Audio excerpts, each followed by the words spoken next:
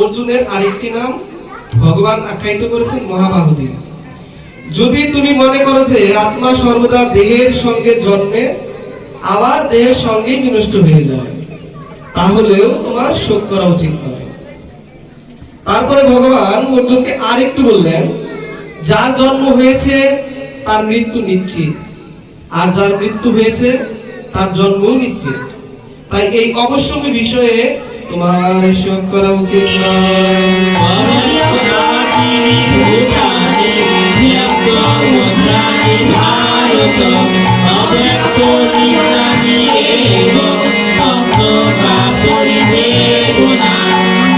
হে ভারত, সকল প্রাণীরই জন্মের আগে অব্যক্ত ছিল, মৃত্যুর পরও আবার অব্যক্ত হবে, শুধু মধ্যকালেই ব্যক্ত থাকবে। মানে আমাদের এই যে এখন যে আমরা আছি, এখন আমরা চলাচল করতে পারতেছি, কথা বলতে পারতেছি, ভগবানের আরাধনা উপাসনা করতে পারতেছি, কিন্তু আমার এই জন্মের আগে আমি ছিলাম একটা পুতুলের মতো, আবার এই মৃত্যুর পরেও আমি আবার পুতুলের মতোই হয়ে যাব। কাজেই এতে তোমার শোক করার কি আছে?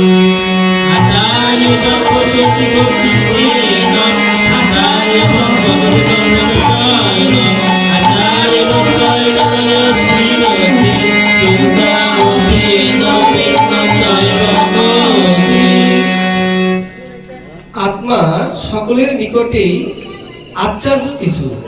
আত্মাকে দেখা, আত্মা সম্পর্কে বর্ণনা করা বা আত্মা সম্পর্কে শ্রবণ করা অদ্ভুত ও অলৌকিক ব্যাপার।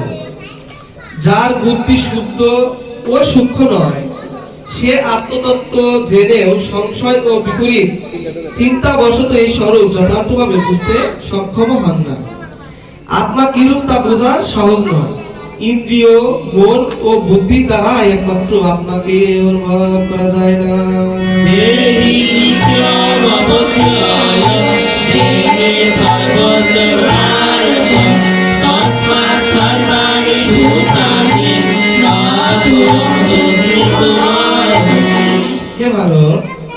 প্রাণীদের দেহে অবস্থিত আত্মা সর্বদাই অবদ্ধ, সুতরাং কোন প্রাণীর দেহটাকেই তোমার শোক করা উচিত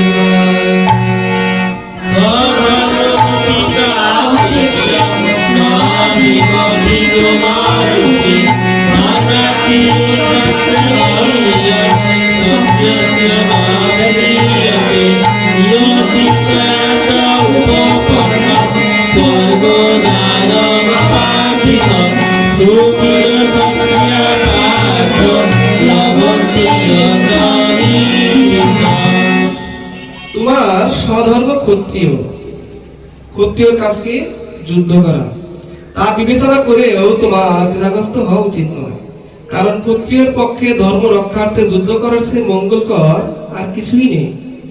হে পার্থ, এ যুদ্ধ আপনার থেকে উপস্থিত হয়েছে এবং ক্ষত্রিয়র কাছে এ যুদ্ধ স্বর্গে যাওয়ার মুক্তর দ্বার স্বরূপ। ভাগ্যবান ক্ষত্রিয়রাই কেবল এই প্রকার ধর্মযুদ্ধে অংশগ্রহণ করা।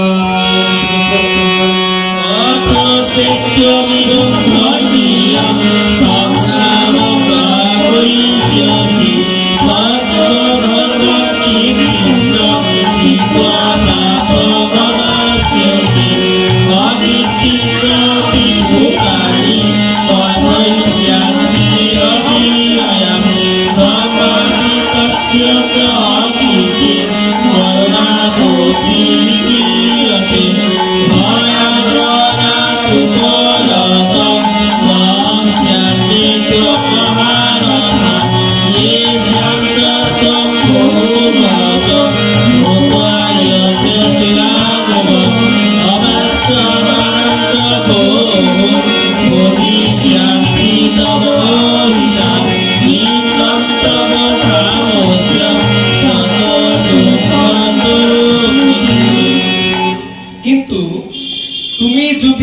ধর্মযুদ্ধ না করো, তাহলে তোমার স্বীয় ধর্ম ও কীর্তি উভয়ই নাশ হবে। স্বীয় ধর্ম হচ্ছে অর্জুন ক্ষত্রিয়, এর জন্য হচ্ছে স্বীয় ধর্ম। কর্তব্য পালন না করার জন্য তোমার পাপ হবে। আমাদের 4টি বর্ণ রয়েছে, ব্রাহ্মণ, ক্ষত্রিয়, বৈশ্য এবং শূদ্র। প্রত্যেকেরই যার যার সব ধর্ম যদি পালন না করেন তাহলে তার পাপ হয়। সমস্ত লোক চিরকাল তোমার অকীর্তির কথা বলবে। সম্মানিত ব্যক্তির পক্ষে অকীর্তি অর্থাৎ অপযশ মৃত্যুর চেয়ে অধিক পীড়াদায়ক। সমস্ত মহারথীরা মনে করবে যে তুমি ভয় পেয়ে যুদ্ধক্ষেত্র পরিত্যাগ করেছো। তুমি যাদের কাছে সম্মানিত ছিলে তাদের কাছে তুমি এখন ছোট হয়ে যাবে। তোমার শত্রুরা তোমার সামর্থ্যের নিন্দা করে বহু অকথ্য কথাও বলবে। তার চেয়ে অধিকতর দুঃখকর তোমার পক্ষে আর কি হতে পারে?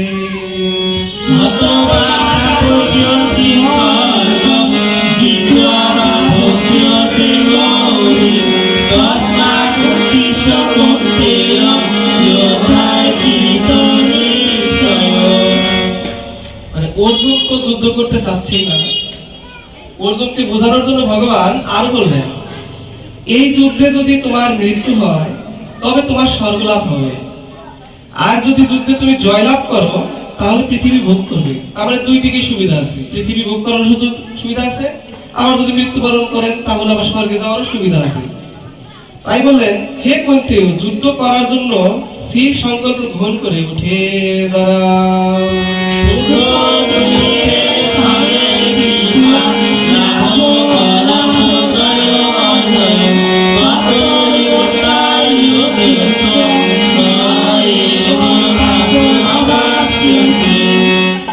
ভগবান আর বললেন, সুখ দুঃখ, লাভ ক্ষতি, জয় পরাজয় সমান জ্ঞান করে তুমি যুদ্ধের জন্য প্রস্তুত হও।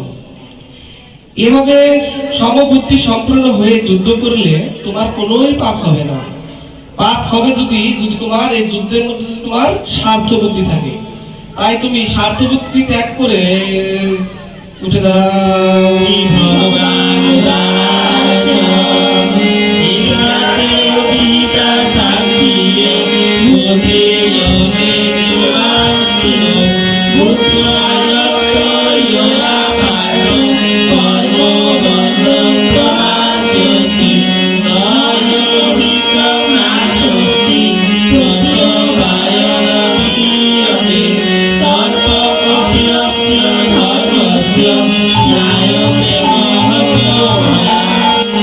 হে পার্থ, আমি তোমাকে এতক্ষণ সাংখ্য যোগ প্রসঙ্গে বলেছি।